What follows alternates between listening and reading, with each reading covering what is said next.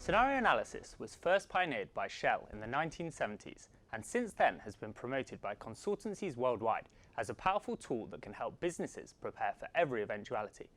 As such, today on Lokad TV, we're going to discuss its effectiveness and whether it can be replaced by alternative methods such as probabilistic forecasting. So Johannes, today we're going to be comparing probabilistic forecasting with scenario analysis. So how do these two methods actually relate?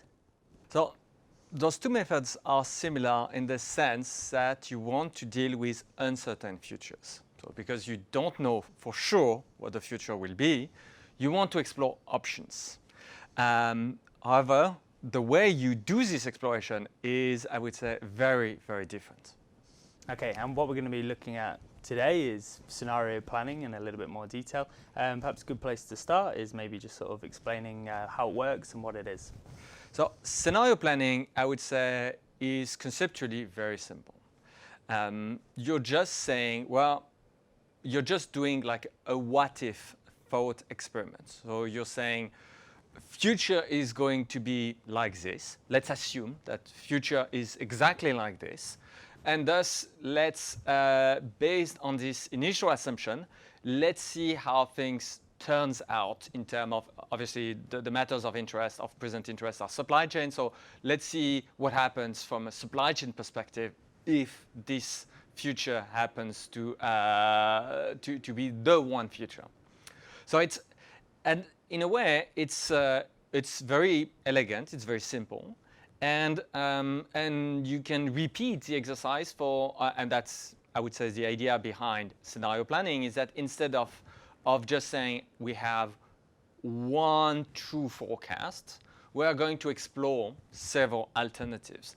And the idea is that by exploring several alternatives, you can make, your decisions and your performance more robust against variations that you cannot predict, in the sense that you don't know exactly what the future will be, but you know that those variations are expected. Okay, it's kind of interesting. So the thing we obviously know about supply chain is, if we take demand for an example, is demand might be one variation, but there also might be another related variations with something like lead time.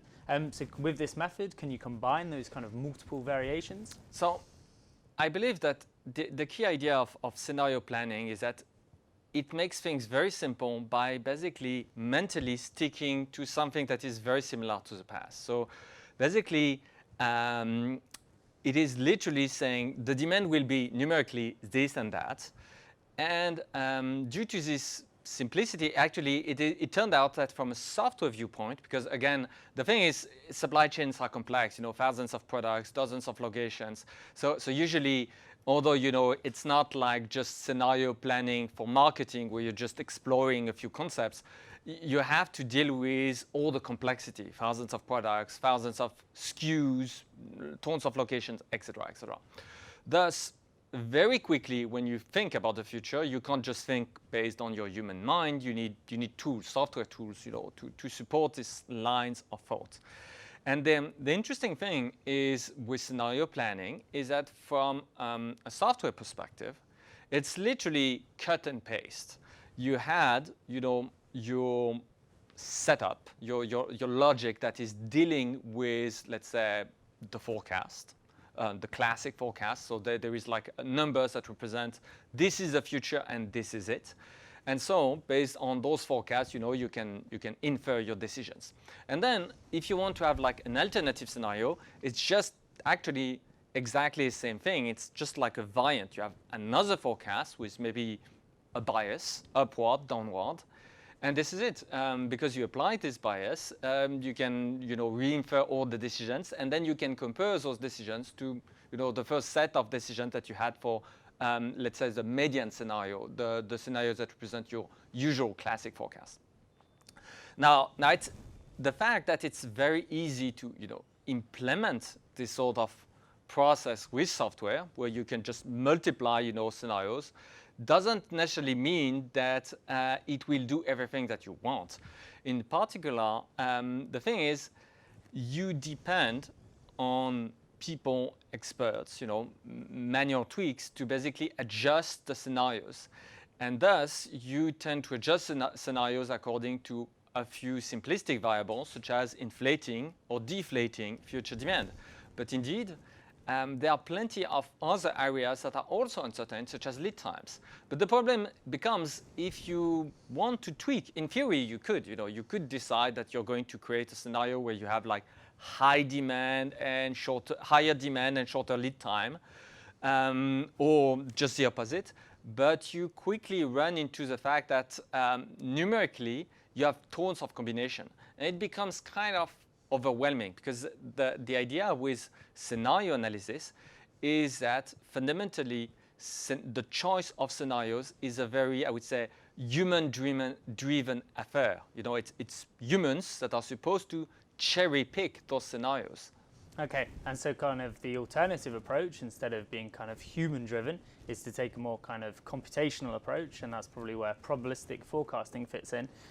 So why is it better to kind of leave it up to a machine rather than a human being? Yeah, I would say, so scenarios is an interesting way to tackle, the fact that you don't know the future perfectly, but it suffers from the problem that you do cherry pick a few scenarios. And why can't you just take more scenarios? Well, the reality is that in terms of productivity, the classic approach for, I would say, supply chain forecasting, supply chain planning is already very time-consuming. It already takes, for a large company, it already takes entire teams of planners and forecasters to get the thing done, and that just for, I would say, the primary scenario, so just your average classic forecast.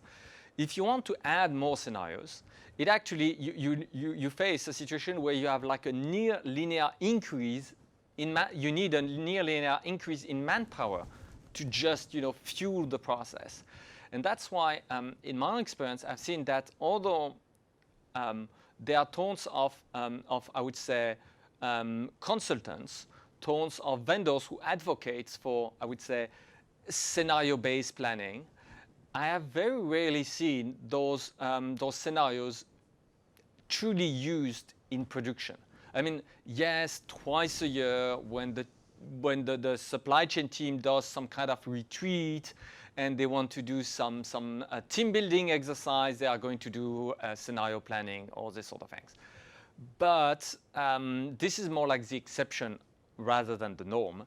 And if we look at the daily operation, it's actually quite rare that to see companies where scenarios plays, I would say, any significant role in the everyday task of the supply chain team. And I believe that the reason for that is that it's just way too costly. Okay, but this is a technique that's kind of been around since the 1970s. So why is it that consultants and vendors are still pushing it, and why is it something that companies are evidently still using? I mean, first, I believe that the core insight, which is you need to deal with uncertain futures, is profoundly correct. So indeed, the classical supply chain perspective where basically you just do a forecast and say, this is it, this is a number, this is the future. You have next week, we will be selling 155 units of this product. Intuitively, you see that there is something profoundly wrong with this approach. You need somehow to deal with the fact that the future isn't known. Thus, scenarios, are an answer. I believe in terms of quality of answer, I believe that it's a very poor answer, but it's an answer nonetheless to this problem. And lacking better alternatives, it is very tempting to say, well, we have such a big problem that remains completely ignored. We need to do something about it. And that there is this motto that when all you have in your hand is a hammer, everything else is a nail. So if you don't have any better tool, you will use what you have, which is a hammer, even if it's actually a screw that you're trying to deal with. Now, alternatives have emerged, and actually they rely on things that were non-existent, I would say, 4 or 5 decades ago, which is a lot more processing power. And that's the essence of, I would say, probabilistic forecasting. It's basically to take a completely different perspective at the problem by leveraging, I would say, the very large quantities of processing powers that are cheaply available nowadays. Okay, so why is probabilistic forecasting maybe so different? Because you're still kind of looking at an alternative future. I guess with probabilistic forecasting, you're assigning a probability of it maybe occurring, but kind of on the surface, they don't seem to be actually quite that different because you're just looking at possible alternatives. So the key idea about probabilistic forecasting is that you will have, I would say, machine-generated futures. You will look at literally all possible futures. When I say all, I mean I would say all the numerically relevant futures. Even if you have like immense computing resources at your disposal, there is literally no point in assessing, the consequence of something that has only a chance out of 1 trillion to happen. It's just not a good investment of the processing powers that you have. But if we only consider things that have, I would say, at least a chance of happening, things that have, let's say, at least one chance out of 1 million every year to happen, so that's it's still very, very improbable, but it's not like vanishingly improbable. Then there is plenty enough raw processing power to deal with those sort of events through computers, through nowadays computers, not computers that will be invented, decades from now, but just the mundane sort of computers that you have at home or even in your smartphone. So probabilistic forecasting is literally just a mechanical way to put probabilities on tons of possible future events. And then as soon as you have that, you realize that you don't need scenarios anymore. You can replace all those scenarios that were like cherry-picked among all possible futures by just something that brutally analyze all possible futures. And you see, it's literally like instead of having a video camera where you would have like 4 pixels in your image and you say, well, this is it. This is my picture of the future. I have like 4 pixels. Instead, you would say, no, let's have like a complete high-resolution image of the entire future where you see all the pixels. And thus, what difference does it make? I would say, well, just ask yourself, imagine a landscape, and you have like 5 pixels, and you try to infer what it looks like. I mean, it's very, very hard. You have like 5 pixels. If you do a lot of effort, you're maybe going to have like 20 pixels on your image. And that's going to be like very tedious. And what change if you have like 4 million pixels?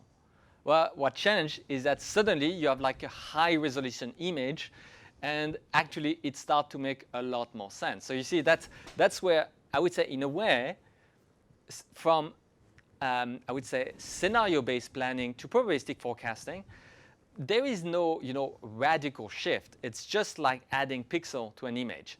But when you transition from 20 pixels to 4 million, you transition from something that barely makes any sense to a high-quality picture that completely makes sense. So you see, even if it's in theory a completely gradual process, in practice it is completely different. Okay, let's talk about things then maybe from the end user perspective, because at least with kind of this scenario planning technique, maybe with just your 4 pixels, at least you kind of have an idea about what's happening at the beginning and what's happening kind of at the end, and it's very kind of logical.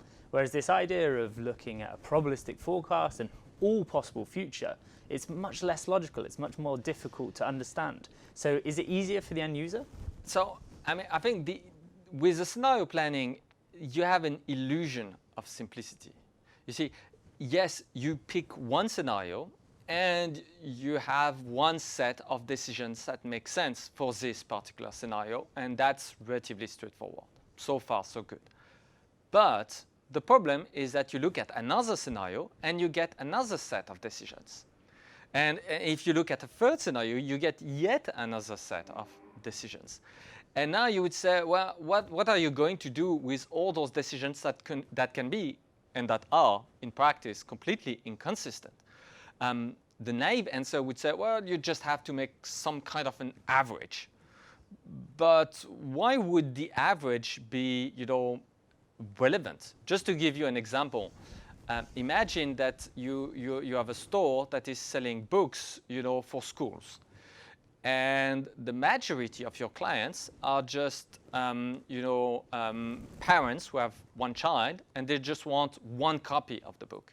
And then in the same store, once in a while, it's actually a school teacher that enters the store.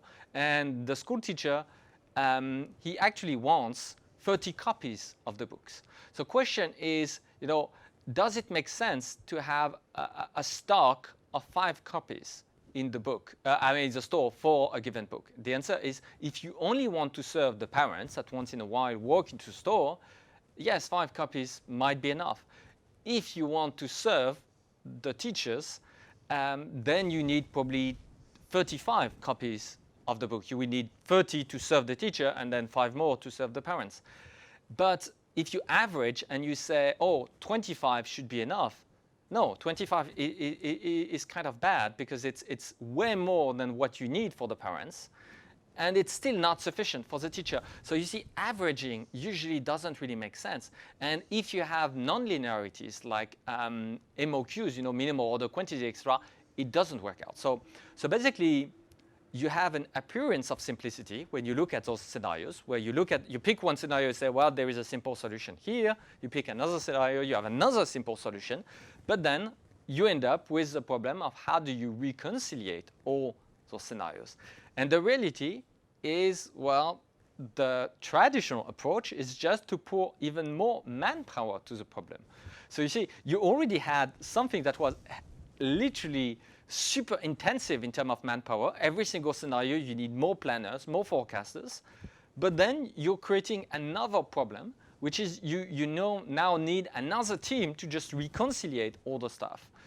So you see, it's even worse than being like having like a linear increase in the amount of staff. You have like an hyperlinear increase in the amount of staff that you need to deal with a great number of scenarios. Okay. And that's very, very bad.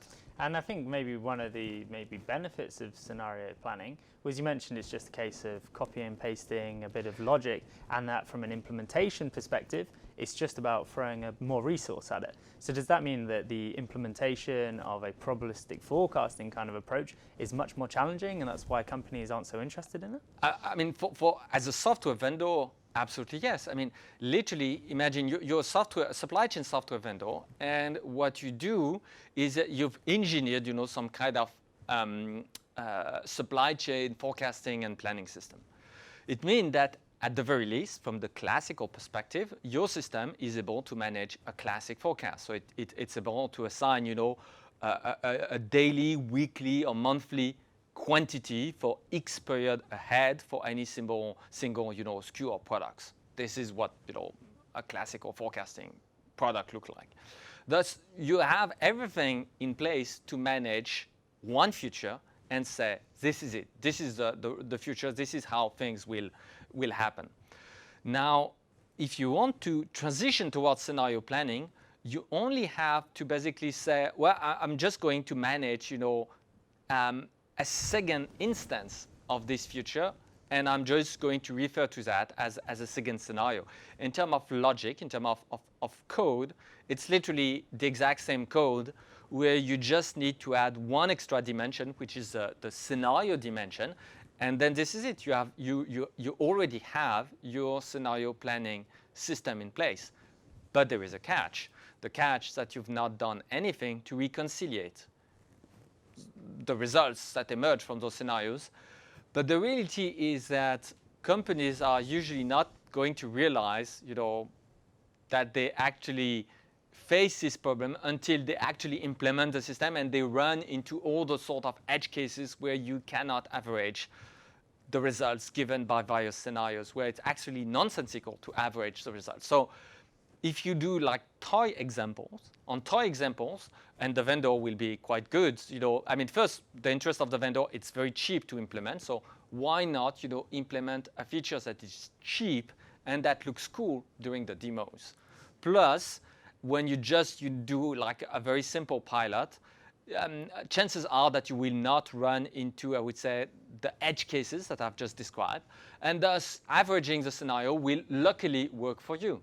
But as soon as you grow into a more complex situation, you will realize that you have like endless edge cases that emerge, and thus that makes the whole thing, I would say, non-viable.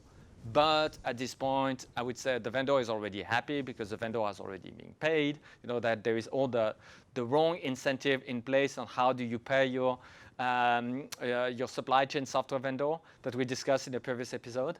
And thus, plus again, as long as people cannot, imagine an alternative, it still seems like the best thing that there is for a lack of anything better. Okay, so let's sort of start bringing things together a bit then. You say that people can't imagine an alternative.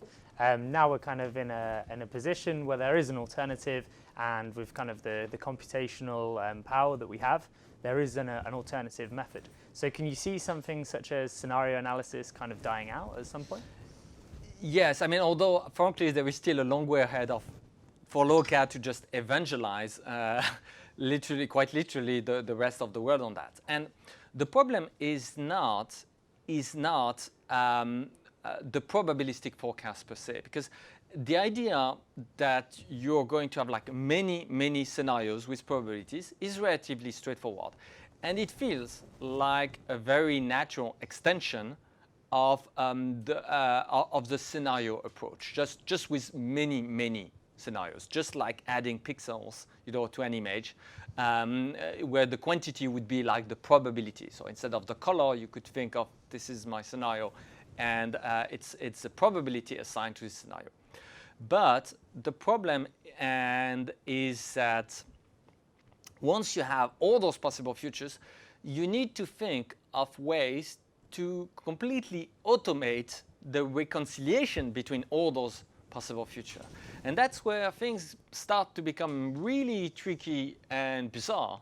From the Lokad perspective, the solution that we have engineered is called, an algebra of random variables. So you need some kind of very specific mathematical, statistical tooling to deal with those sort of concepts, not just on the forecasting side, but on the decision-taking side. And actually, if you look more at the Lokad technological stack, you would see that forecasting is just one relatively smallish piece of the picture nowadays. Actually, the bulk of the complexity and techniques and tools and practices and everything, algorithm and the rest, lies on how do you actually optimize your decision while facing all those uncertain, probabilistic futures. And thus, the problem, I believe, that for an adoption is to foster further the adoption is that people have not only to realize that it's possible to look at all those possible futures with probabilities, but they have to also explore things that are, I would say, very unusual, which are the sort of tools that you need to operate over all futures at once. Because without those tools, you're basically back to square one, where it takes, I would say, an enormous amount of time for people to sort out all those possibilities. And the trick is that at Lokad, we don't sort out all those possibilities. We maintain all those possibilities during the entire process. So it's not exactly, I would say, easy, but it's actually quite straightforward if you have the proper tooling. Okay, we'll have to wrap it up there, but I guess based on recent events, we kind of know there's so many rogue scenarios that can occur that a human probably could never predict. So that's everything for this week. Thanks very much for tuning in, and we'll see you again in the next episode. Thanks for watching.